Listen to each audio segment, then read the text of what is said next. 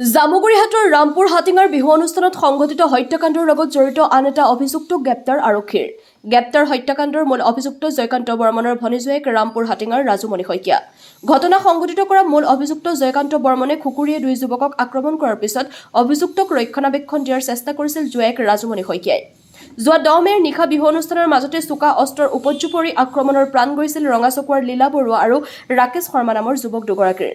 ঘটনাটোৰ পিছতে উত্তপ্ত হৈ পৰিছিল সমগ্ৰ অঞ্চলটোৰ পৰিৱেশ। তেজপুৰৰ পৰা চন্দন শৰ্মাৰ ৰিপৰ্ট AIN লাইভ।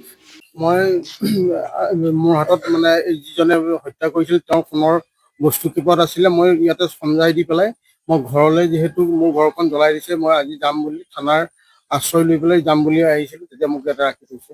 হয় হয়, এখেতে আছিলে জয়কান্ত বৰ্মনৰ ভনী জোৱাইক।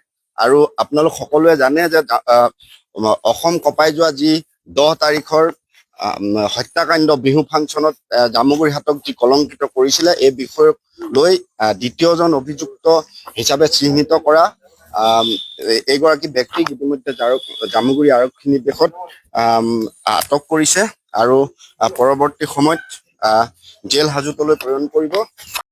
যিকোনো খবৰ আৰু বিজ্ঞাপনৰ বাবে যোগাযোগ কৰক 7896121996।